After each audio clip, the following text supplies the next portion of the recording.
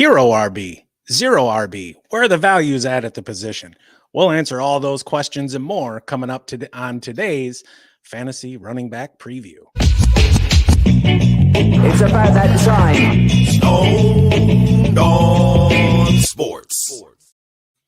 How's it going, everybody? You are tuned in to Stoned on Sports Fantasy Football, and that's right. We are talking about probably the most volatile position in the game at running back, just because of the crazy number of injuries that happen and guys fall out of favor. And consider this: last season, out of the top 40 running backs, only 16 of them played in every game. Yeah. Yep. That's big stuff there. Yep. A lot of injuries with running backs, of course, and that can make it rough to get through the season, especially if you lose your bell cow back. But we got some, in-depth analysis here. We're talking 16 guys.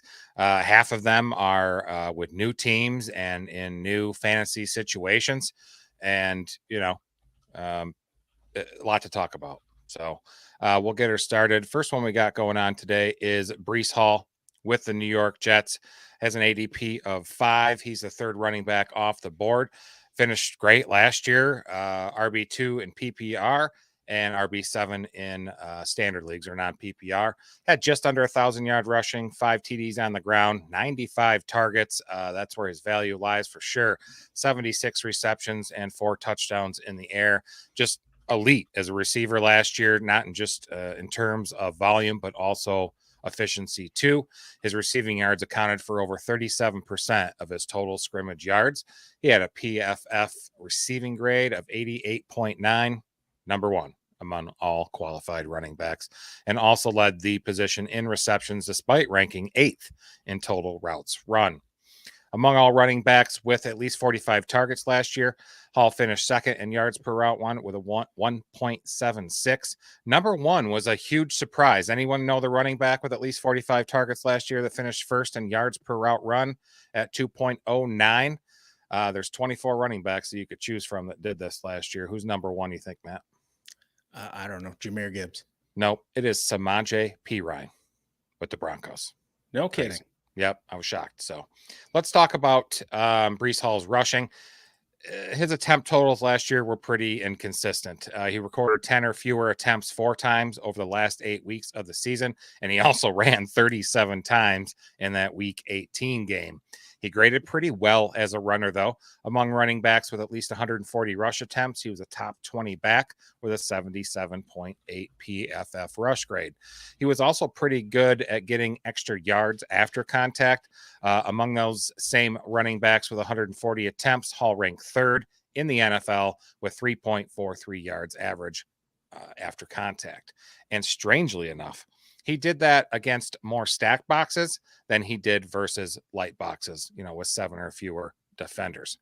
The Jets made several changes to their offensive line this season. They did keep their 2 top-graded offensive linemen as starters, and they brought in 3 free agents, including tackle Tyron Smith. I'm a little concerned that both tackles are 33 years of age.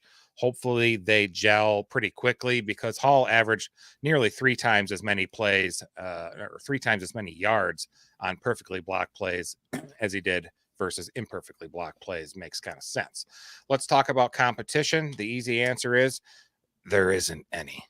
The Jets drafted Braylon Allen and Isaiah Davis in consecutive rounds before they added Tariq Cohen in the spring. I think maybe, Cohen was a Pro Bowler several years back, a return specialist. I think he was even first team All-Pro in 19 as a return specialist, if my memory serves correct. And I think he was brought in probably more for special teams, especially with the changes to the kickoff rules. All of these players that I just mentioned have more experience as runners than receivers. So if anything, I think we can expect Hall's playing time to increase on 3rd down and all the 2-minute situations as well. But, in turn, he could also lose some early down situations, lose some snaps in early down situations with the team, looking to keep him fresh through the season. I think he'll finish with more touchdowns than he did in 2023, but more likely on fewer touches. And not just due to the running back room or the lack thereof. I think a lot of it has to do with Aaron Rodgers. We expect him to play more than 4 snaps this year. It's taking some pressure off of Breece and, opening up that offense a little more. So definitely somebody, I'm trying to draft this season. If things go well, he could finish as the RB1 and potentially lead all running backs in rushing and receiving yards. So, and I'm curious your thoughts.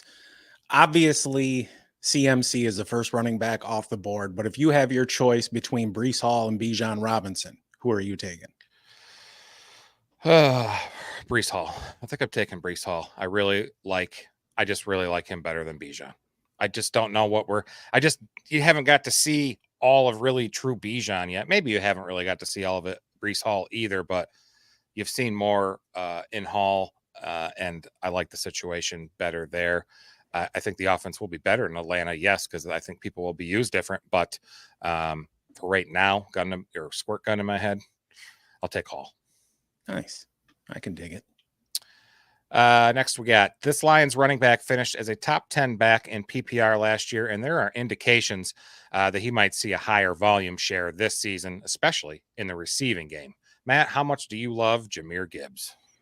I'm going to go with 7 love units.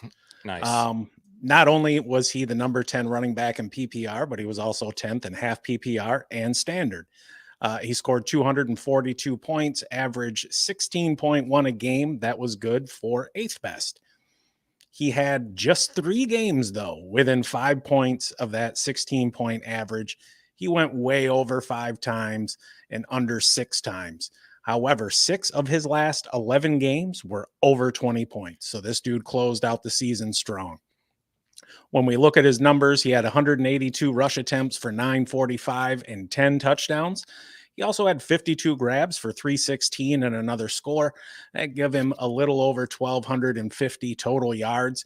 And this dude, despite his relatively small size, he's 5'9", 200. He is an absolute beast.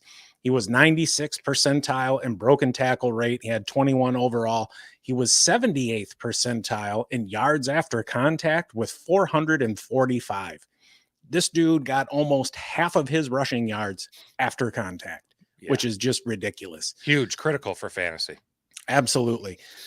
But yards after the catch, just 20th percentile. So there's a little bit of work to do there, but he's also incredibly explosive. He had 10 rushes over 20 yards, 4 of them over 30 as well. And he took on a much larger role in the backfield as the season went on and filled in really well earlier in the year when Monty was out. But coming into the season, we were expecting more from him in the passing game than what we got, right? I was thinking probably closer to 60 or 65 grabs instead of 52. And you mentioned it there during the lead in. There's a lot of talk already about getting him more touches this season. I don't think he has the body type to handle many more carries. I think that, 170, 180 mark is probably going to be his ceiling, but the dude was incredibly efficient, averaging 5.2 yards a carry. Any additional workload, I believe, is going to come in the form of receptions. And looking around at the greater team context, that offensive line, one of, if not the best in the league, right? They are absolutely fantastic. The offense there, you had Ben Johnson coming back. They did lose that dickhead that went to Denver there. So there's going to be some targets that open up in the passing game. And part of that is the reason why a lot of people are looking for JMO to take a step forward this year. But, it's not going to be a one-to-one transfer. I do have some concern with him being in a split backfield. Look, Monty is still going to be there, and he's going to take some of the more brutal carries, right? The between the tackles shit.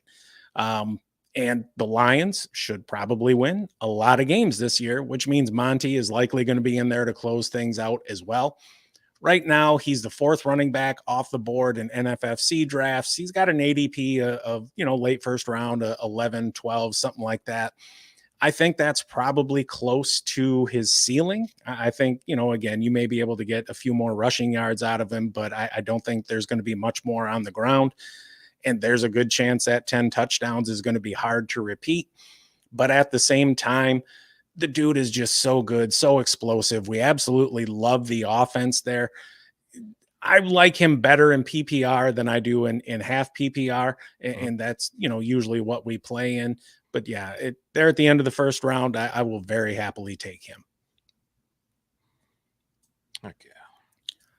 This former Giants running back finds himself in a much better situation now that he'll be toting the rock in the city of brotherly love. Will Saquon Barkley return to being an RB1 this season? It's tough to tell. I mean, this is easily the best offensive environment of his career, right? I'd have to say. He finished as RB13 last year in both PPR and standard leagues. Last season, he finished as a top 15 running back 8 times, but he ranked outside the top 30 5 times. He had just under 1,000 rushing yards, 6 touchdowns on the ground, did see 60 targets in the air, caught 41 of them for another 4 touchdowns. He had a PFF rushing grade of 70.6. That put him 20 out of 23 running backs with at least 200 rush attempts. Among those same 23 running backs, Barkley ranked 23rd in expected points added per rush, 18th in yards per carry, 10th in yards after contact per attempt, 16th in success rate, and 13th in explosive rush rate. As a pass catcher with a career low 41 receptions, he set career lows in yards after catch per reception and yards per route run. So a lot of inefficiency there. The Giants were a complete dumpster fire. They had a guy named Tommy DeVito, their quarterback, for several weeks. I mean, they were horrible, right? So competition there in Philly, just like Breece Hall, really none. The Philly has Kenneth Gainwell back. He's got a career high in touches of just 114. They added a rookie, Will Shipley. But to be honest, I don't think we've really seen Barkley pair well with a clear-cut handcuffed. The Eagles O-line still, projects on paper to be a top 5 unit. They're definitely in a major transition period with the retirement of center Jason Kelsey. Phillies changed coordinators there for the offense. They have Kellen Moore. As his OC unit, as an OC, his units have ranked 6th, 17th, 1st, 4th, 21st in points, and 8th, 15th, 12th, 6th, and 24th in rushing attempts. Barkley is mostly getting drafted in the front end of the second round, but in some high stakes leagues on NFFC, he's gone as early as 6 and as late as 22 overall. If I'm picking at that ADP of 14th, if Gibbs is still inexplicably there, I'm going to take him. Otherwise, personally, I'm probably leaning on passing Saquon. I may pivot to a wide receiver, such as Drake London, like a pick or 2 later, or an ADP of a couple picks later. But again, this all depends on who I would take in the first round. But if I was doing 0 RB, that would probably be my strategy. I can dig that. We're headed down to your land down there, Matt. This Colts running back is primed for a dominant bounce back season following an injury-plagued 2023. Matt, are the fantasy arrows pointing up for Saquon Barkley this year? You just got done talking about Saquon, but I'll talk about Jonathan Taylor. I mean, man. Get with it, brother. Yeah. I think so. I'm very, very high on Jonathan Taylor. I would take him before I would take Saquon and probably over Gibbs as well. And you did mention the injuries. He missed a good chunk of 2022 and a couple games last year, but it was all the same injury, right? It's not like a whole bunch of different soft tissue shit going on. Still, he was the RB33 last season, scored 156 points in PPR. He was the RB12 in points per game at 15.6. He played in 10 games and started 7, and that's coming off a season where he only played 11 games. On the year, he had 169 carries for 741 yards, found the end zone 7 times. He also chipped in another 19 grabs for 153 and a touch, give him just under 900 total yards. He did have 6 games within 5 points of his average, 1 in the high 20s, and he only had 6 games with 40 or more snaps, and none of them over 50. And Zack Moss was eating into the workload, and quite frankly, Zack Moss looked really good at the beginning of the season. but he's gone to Cincinnati now. Trey Sermon is a new backup, and he flunked out of San Francisco, which as a running back just has to feel absolutely terrible. Yeah. And I really doubt he gets any meaningful kind of touches. I mean, this is Jonathan Taylor's backfield. He still managed to be 8th in yards after contact and 20th in broken tackles, despite the abbreviated schedule. He also showed his explosiveness with 23 runs of 10 or more yards, 4 over 20 and 2 over 40. Given just the absolutely disgusting and catastrophic injury we saw with Nick Chubb, I'm confident in saying JT is probably the best runner in the game. And part of the intrigue is that he has yet to play with Anthony Richardson, but they should make an amazing duo, especially on the read option. He might lose a couple of TDs to AR, but still that's going to be a really potent ground game. And if you look at the situation, it's not unlike what's going on in Baltimore with Lamar Jackson and Derrick Henry, only there's, a little bit of a reverse, I think, at this point in their careers. JT is probably a better runner than Derrick Henry, but, I would still take Lamar over AR. The line was pretty good with run blocking last season as well. And they did add some depth in the draft. I think there's a good chance that we can see something close to what JT put up in 2021, which is, he went for 1,800 yards and 18 touchdowns. And maybe that touchdown equity isn't the same, but I think with him coming into the season healthy, hopefully, and just the workload he's going to be looking at, the sky's the limit for this dude. I don't necessarily know that he can finish as the RB1, but I would be very confident calling him a top 5 running back. Yeah, I put in the chat, JT needs to stay on the field so AR can stay on the field. If JT gets injured and misses a lot of time, they'll go 100% with AR in the rushing side of things, and that will just increase his chance of injury exponentially. Pretty much, man. You got to get that dude some help. Yep. So I've been writing off this next running back for the past couple of years, and he keeps proving me wrong. Is Derrick Henry going to do it again this year? It's a pretty good situation there in Baltimore. He's the 10th RB off the board, an ADP of 24. Last year, he still finishes RB8 in PPR and number 5 in standard. He averaged 14.5 points per game in PPR and had just 6 games where he scored under 10 points. And with all his injury problems in the past, started and played all 17 games and led the league in rushing attempts for the second straight season and 4 out of the last 5 seasons. He had just under 1,200 yards rushing, 12 touchdowns, 36 targets, caught 28 of them for 214 yards in the air. His yards per carry dipped down to 4.2, matching his career low from 2017, which was his second season. But the advanced stats look good, though. Yards after contact per attempt and his PFF elusive rating were down versus 22, but higher than his 21 numbers and in line with his career. He posted the second most missed tackles forced per attempt in his career, trailing only 2018. And his rush yards over expected per attempt have increased each of the past 2 years, according to NFL Next Gen Stats.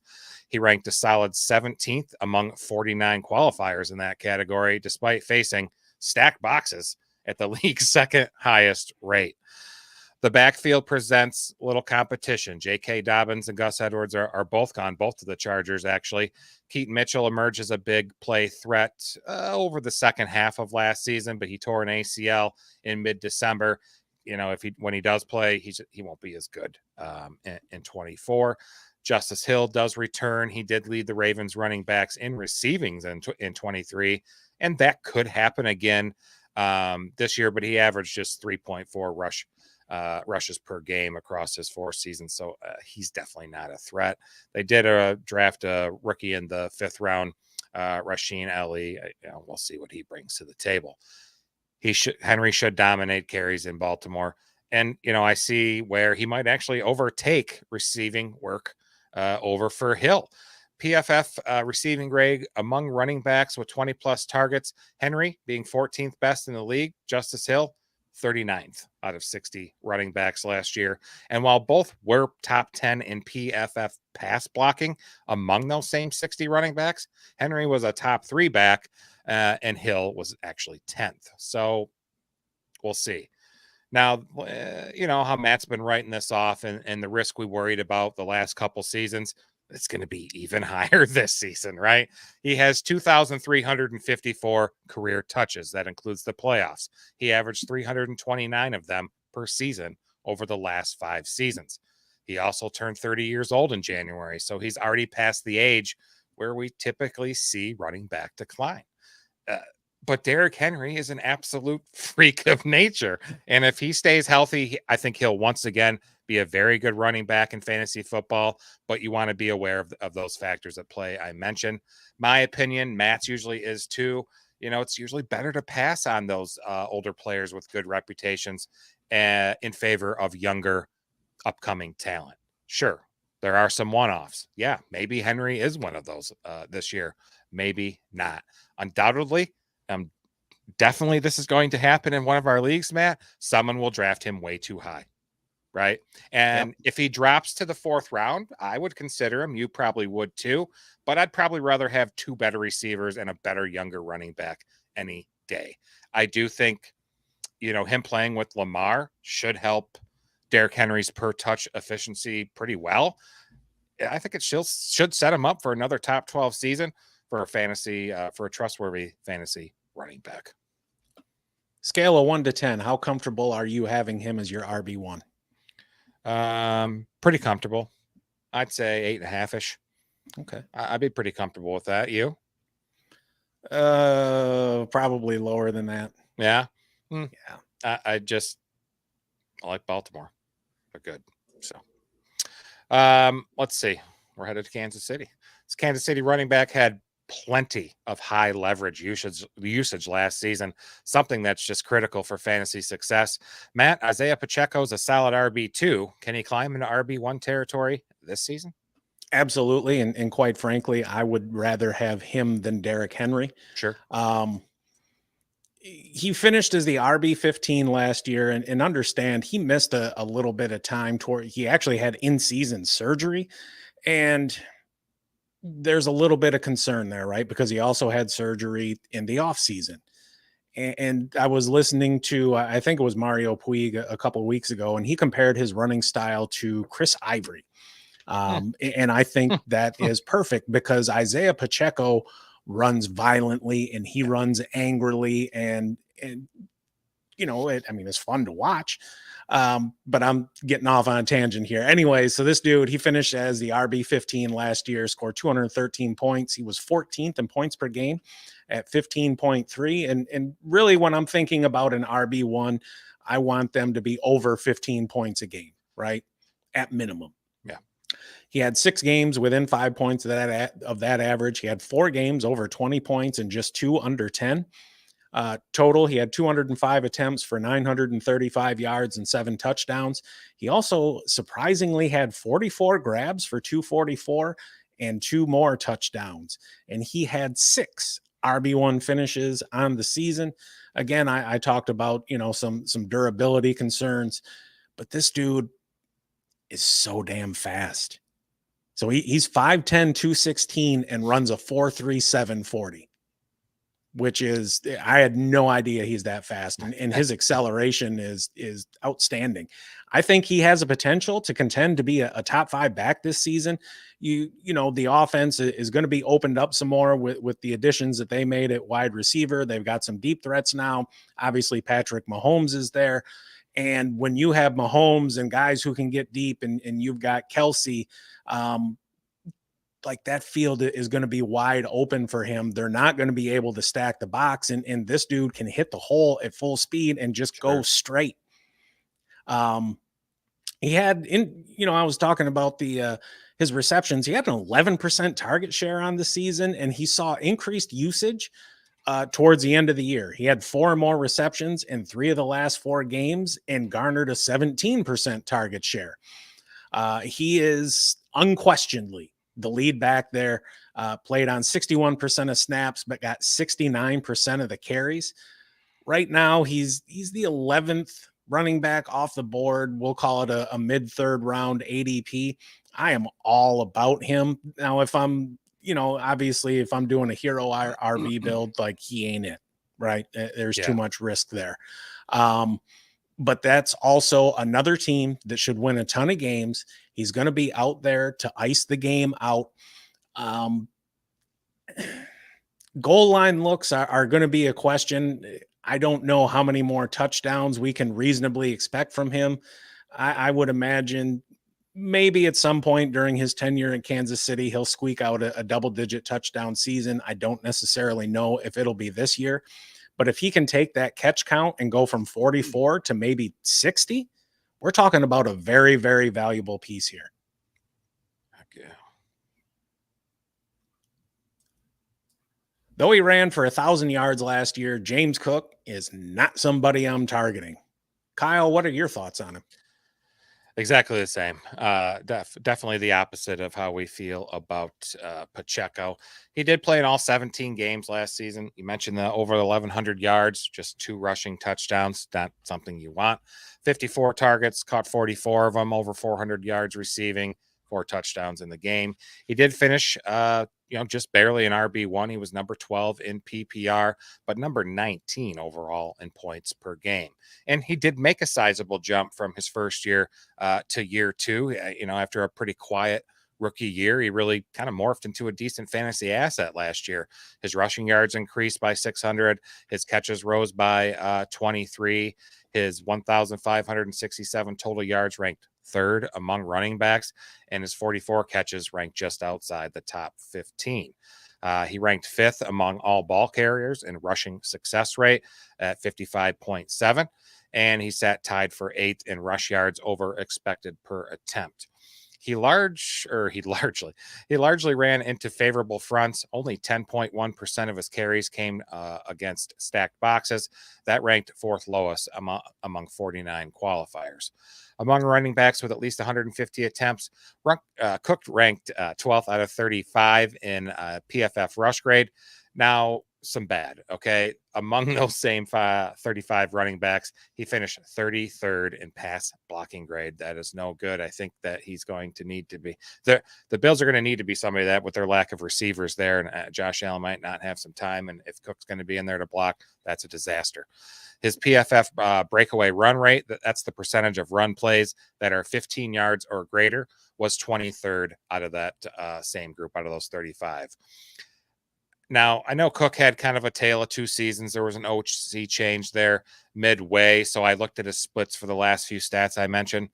They're not any better in the second half, even though, he looked a lot better in the second half in Brady's offense? Yep, Joe Brady.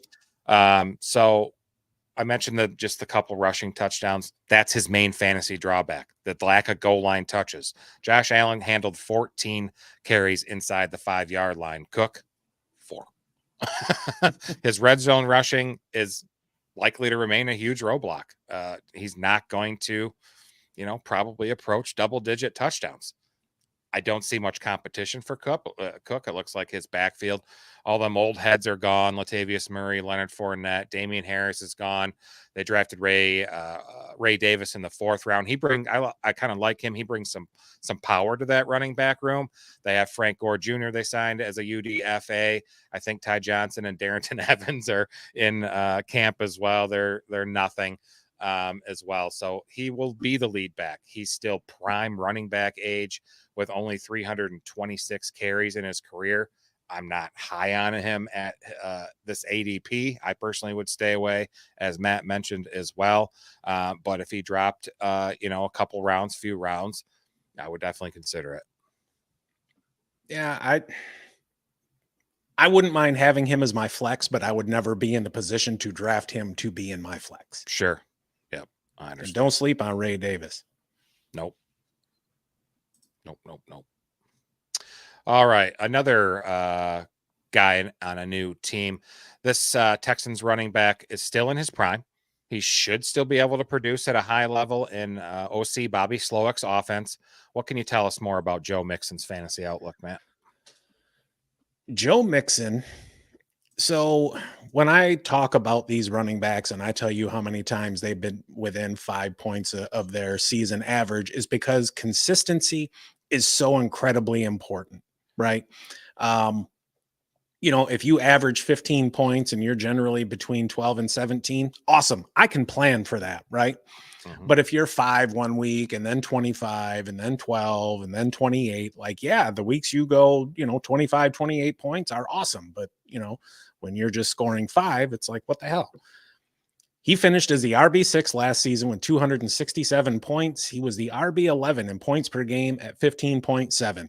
That's consistency. He had 9 games within 5 points of that average, just 2 games over 20 points, week 13 and 14. On the year, he had 257 attempts for 1,034 yards, found the end zone 9 times. He had 52 grabs for 376 and 3 more scores. That's 1,410 total yards, and you will take that. Oh, yeah. That was his 3rd straight consecutive season in a row with at least 1,250 total yards and 9 touchdowns. And I'd have never believed it had I not looked it up myself. When you look at his efficiency, though, and just him as a running back, like, there's really nothing special there, though, about him. At 4 yards a carry is fine, but he gets that volume, right? He's not somebody who breaks tackles particularly well. Last year, that backfield, it pretty much towards the end of the year was led by Devin Singletary. He's gone. Dameon Pierce remains, but he ended the season with just a 28% share of the attempts from week 9 onward. He fell out of favor in that offense. And sometimes just schematically players aren't a good fit. If I had to guess, he's not going to see 62 targets again this season like he's averaged over the past 3 years, just given that wide receiver group. And you've got Dalton Kincaid there at tight end. There are plenty of pass catchers there. This dude is a volume play above all else. But when we're talking about the 15th running back off the board, an ADP of around 45, but he's gone as high as 19 and as late as 89, which is just a ridiculous spread. So you can see he's kind of a polarizing player, right? But in that 41 to 48 range of ADP, he's the most appealing option there to me, unless I'm looking to take a quarterback somewhere around there. Heck yeah. This running back followed in Brett Favre's footsteps by going from the Packers to the Vikings and will now be leading their backfield. What can we realistically expect from Aaron Jones in his age 30 season? I still think he's got some left in the tank, and he's definitely felt very scorned by the Packers, and I can't wait for those 2 games this year when they play each other. He dealt with multiple injuries last year, finished RB 37 in PPR, and he's currently the 18th running back off the board. Played in just 11 games with the Packers, had over 600-yard rushing, just 2 touchdowns, 43 targets, caught 30 of them, over 200 yards, and 1 touchdown. However, he did finish the year very strong. From week 15 through the divisional playoffs, that would have been 5 weeks total. He rushed at least 18 times and had 100-plus rushing yards in all 5 games. Last year, he posted a career high rushing success rate of 62%, according to Pro Football Reference. His 62% ranked 2nd among all qualifying rushers, trailing only Bills running back Josh Allen. Thought maybe you might have a guess there, Matt. So what is success rate? We always like educating you guys on some of this. Using success rate to measure efficiency, I think, is superior to just the traditional, oh, this guy got, so-and-so yards per carry, because it adds a layer of context to the play, the down, and the distance to go. So a play is considered successful when it gains at least 40% of the yards to go on first down, 60% of the yards to go on second down, and 100% of the yards to go on third or fourth down. So I'll give you an example. You're a running back. You have a 10-yard run on 3rd and 26. Yeah, sure. You'll add 10 yards to your total. You'll increase your yards per carry a little bit.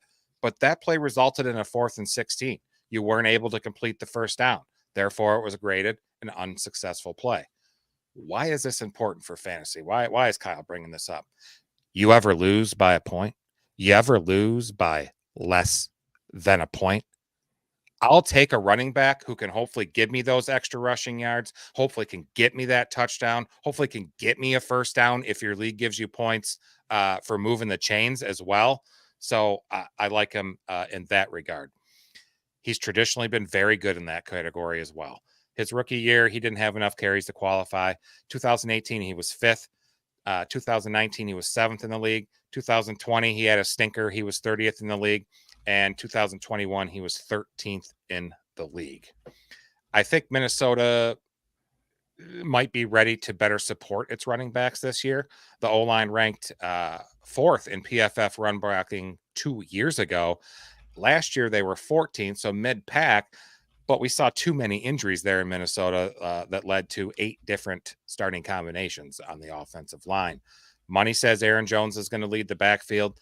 Ty Johnson's still there. He's shown some flashes, but Jones will definitely take all of the receiving work out of the backfield. The Vikings have been pass-friendly under O'Connell, the head coach. The team ranks 7th in the league in neutral situation pass rate over the last 2 seasons.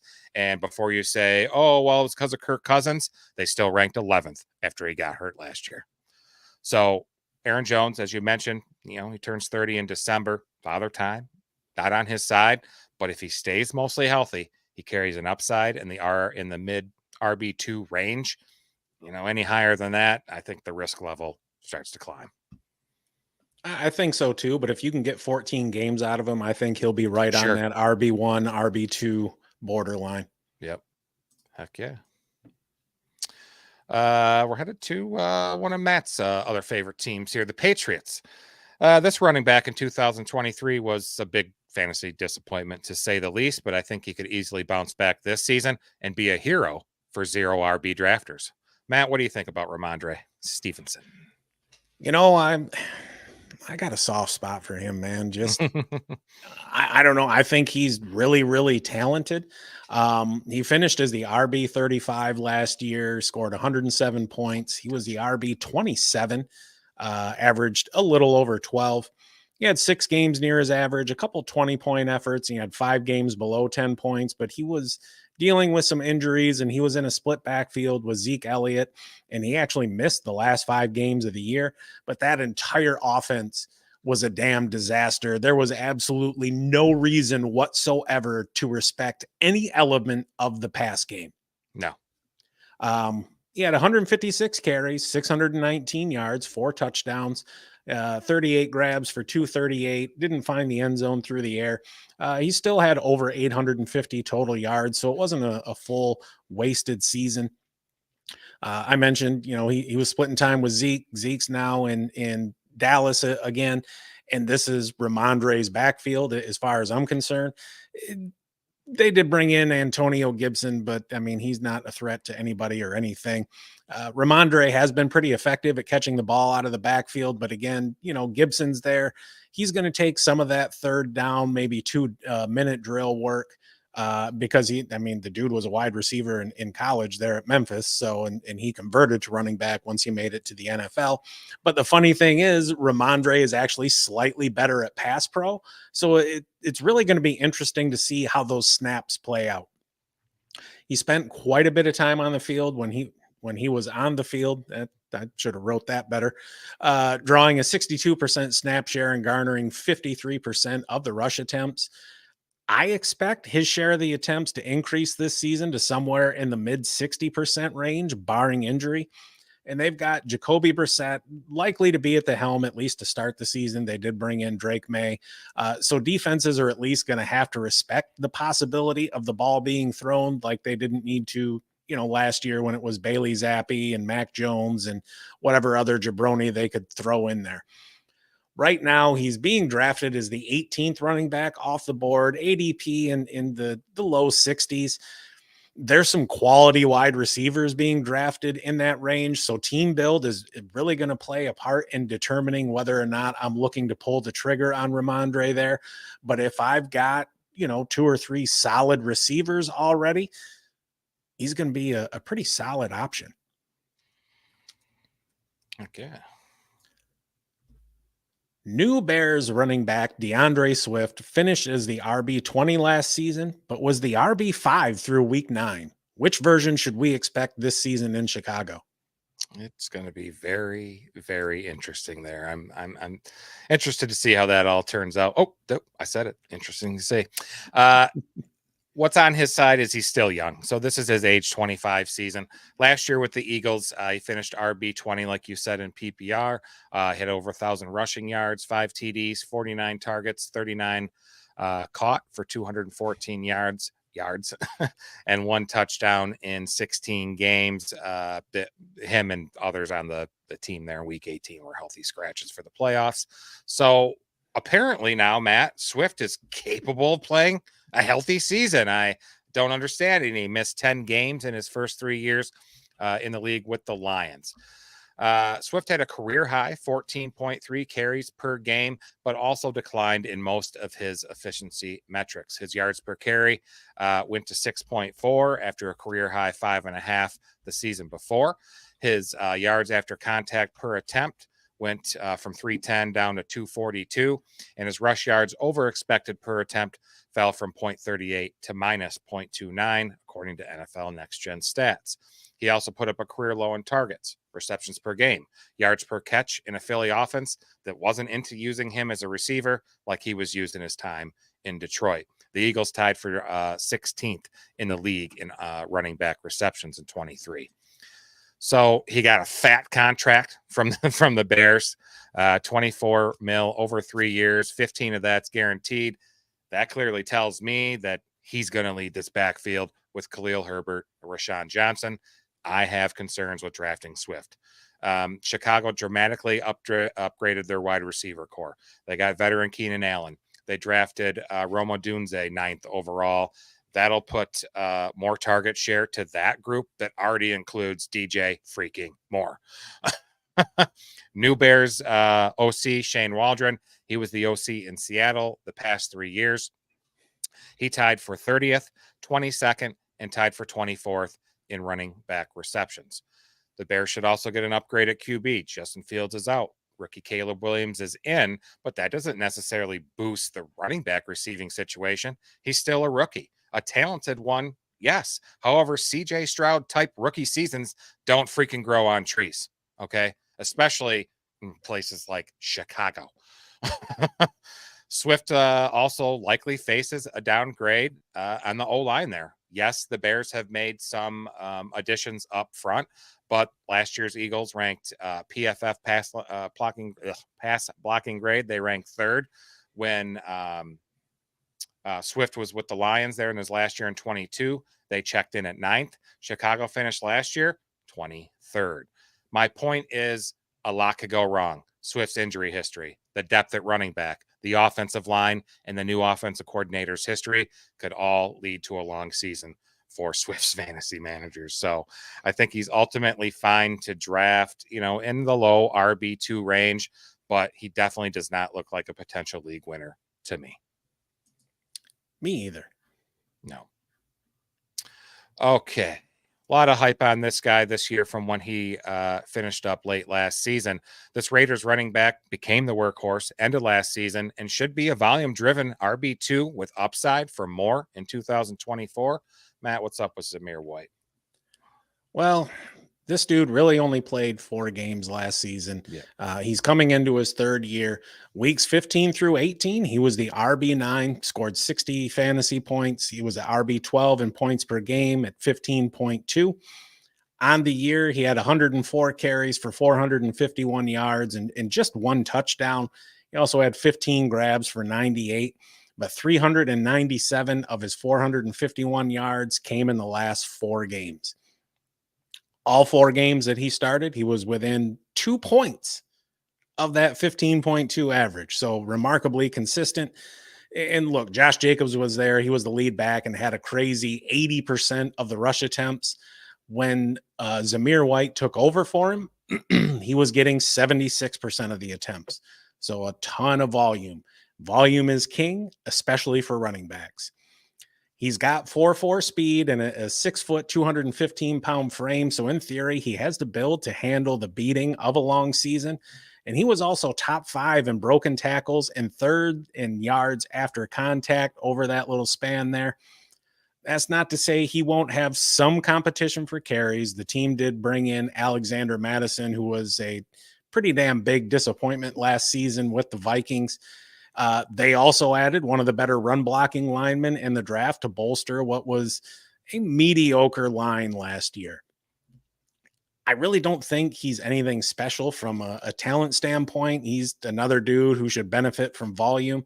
The team itself seems to buy into Antonio Pierce as the coach, but they brought in Luke Getsy to run the offense, and I don't really understand why. It's a little bit of a head scratcher, especially considering what we saw with the Bears last season. So that offense with, presumably Gardner Minshew or Aiden O'Connell, if things go shittily there at the helm, they do have a couple nice receivers there in Devontae Adams and Jacoby Myers. Jacoby Myers is one of the most consistent receivers in the game last year.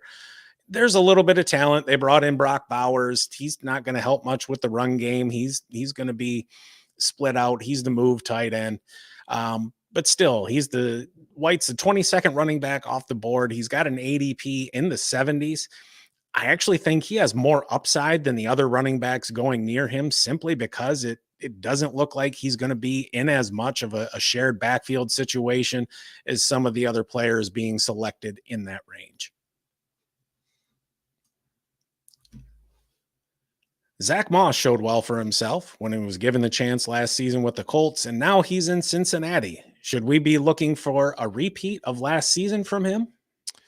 Well, we can, because I love the team context, and you think that offense is going to get back to being a top 5 offense after Burrow was sidelined most of last year. Moss finished number 31 in PPR, 27 in standard, played in 14 games. He did start 8 of them, had just under 800 rushing yards. He averaged 4.3 yards per attempt, 5 touchdowns on the ground. In the air, he had 37 targets, 27 receptions, just under 200 yards, and a couple more touchdowns.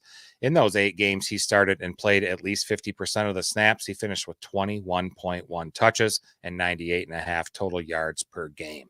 So Moss is the bet to lead the running back room there in touches and fantasy points, but some things to think about, right? Moss has never led a team in carries per game. Either Devin Singletary did there in Buffalo or JT beat him out. His 4.3 yards per carry in 23 actually declined versus his 4.9 in 22.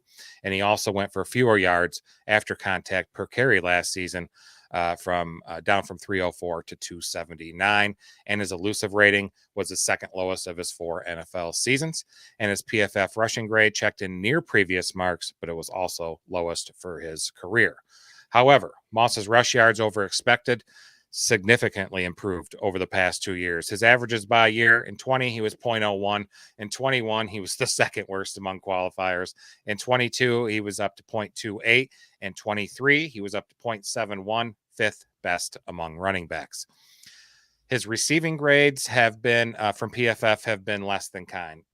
They've declined each of the past 3 years. Last year, his grade was 43.9.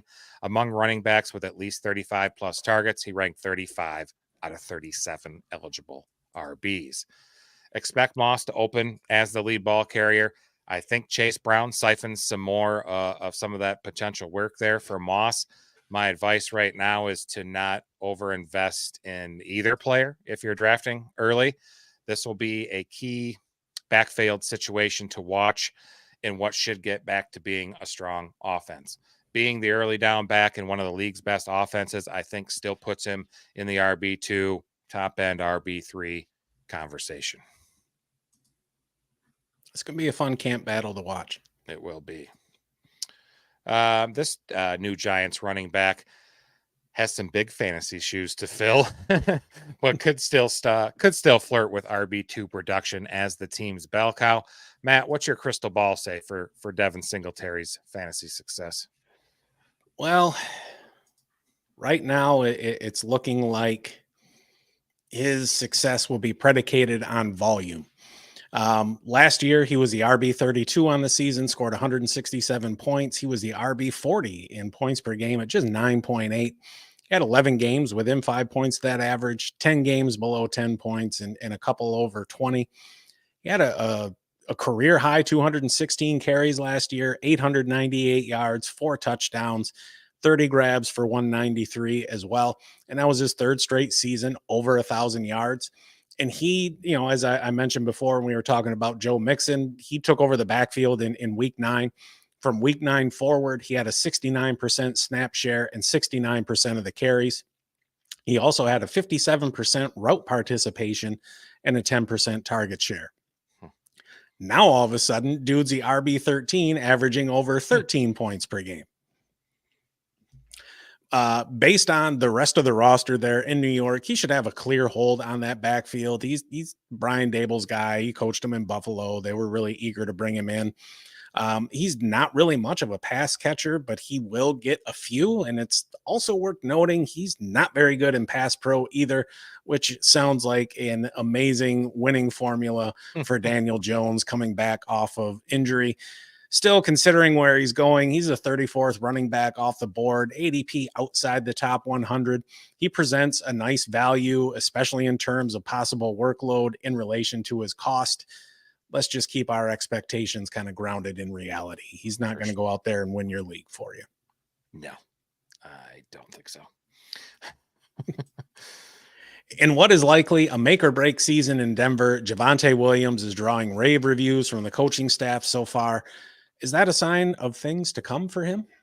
Well, I like the rave reviews, but he's got a wide range of outcomes for this season, right? If he can bounce back from that underwhelming season that probably was impacted by that serious knee injury he had in 22, he should maintain lead duties in a Sean Payton offense that consistently produces strong fantasy scores at running back. Or he could remain inefficient and he could find himself in a 2 or even 3 running back committee and be tough to trust as a week-to-week fantasy starter. He played in 16 games, really like 15 and a half. He got hurt, had over 700 yards rushing, just averaged 3.6 yards per attempt, 3 touchdowns on the ground. Pretty reliable in receiving. He had 58 targets, caught 47 of them for 2 touchdowns. Williams' scoring average in the 15 healthy games ranked 31st among running backs in PPR, 33rd in half PPR, and 35th in non-PPR. However, his playing time, volume, and production climbed from week 7 on.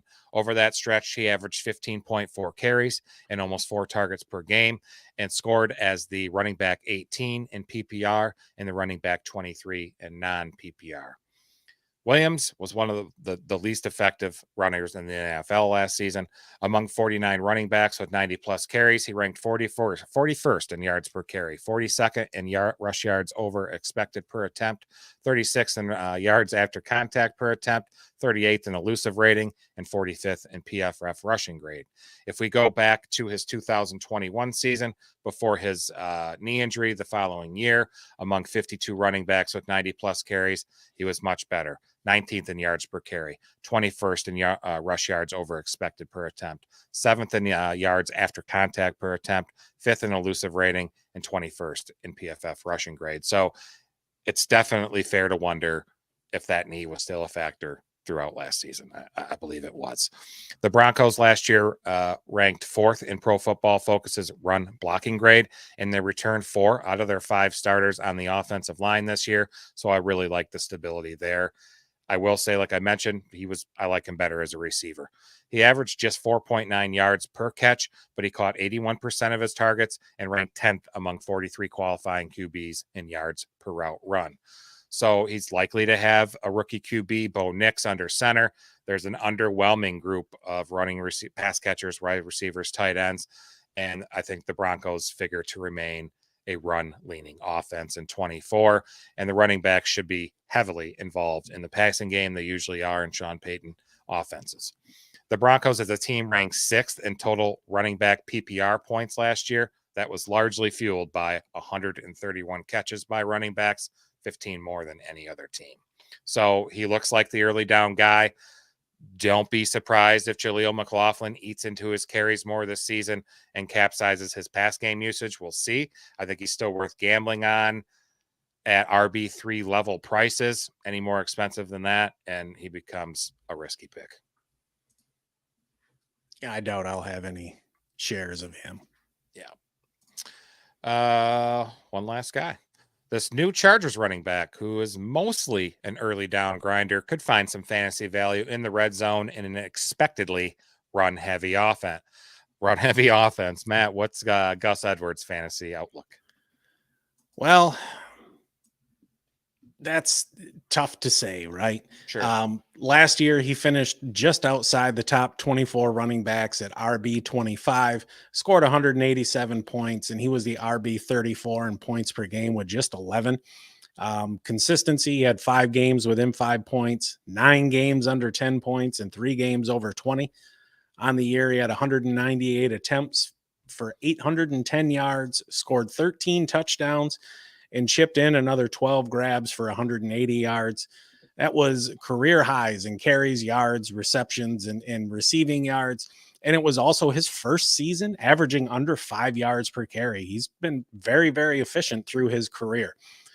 You know, like you mentioned, anyone that's paid attention to football over the last several years understands what Jim Harbaugh is going to want to do out there in LA. He'll be the primary first and second down back and should have the goal line and short yardage work as well. You know, people are going to say, look, at 13 touchdowns last year, that's an outlier. And I agree to an extent, right? There should still be good touchdown upside for him there. I'm a little bit higher on the Chargers overall than some other people are. Now, obviously, that injury to Justin Herbert isn't really going to help things. He's joined in LA by his former Ravens teammate, J.K. Dobbins, who's coming off his second catastrophic leg injury. And really, to me, it comes down to, all right, if I'm going to invest in that Chargers backfield, do I want to go with one of the former 2 Baltimore guys? Do I want to take Vidal, the rookie? And look, both of those Ravens guys are going outside the top 100, and they're around the 40th RB off the board, give or take. I don't have a problem with Gus, but just understand there's going to be a good amount of touchdown dependence there. And obviously, I like him much better in standard leagues than I do in PPR or half PPR. But as somebody who likely is going to be nothing more than a flex option, there's a halfway decent amount of upside there for him. Heck yeah. That's it. We covered a lot from, an ADP of 5 plus to Gus Edwards over 100. So a lot of options that we covered there for you. I hope we helped out. We did want to, pick several of the guys that were on new teams and in new situations because you need that extra info because you're just not sure of a lot of things. So we're going to get the heck out of here in a second as soon as I figure out how this stuff all works again. Don't forget to like and subscribe. We will be back next Sunday, actually, not 2 weeks from today, but next Sunday, August 11th at 7 p.m. Eastern for our fantasy tight end preview. We also do fantasy baseball. Check out our YouTube channel, Stone Down Sports Fantasy Baseball. We have live streams every Tuesday and Thursday at 7 p.m. The link is down in the description. We're going to get the heck out of here. Have a great evening, everyone. Stay stoned. See you, folks.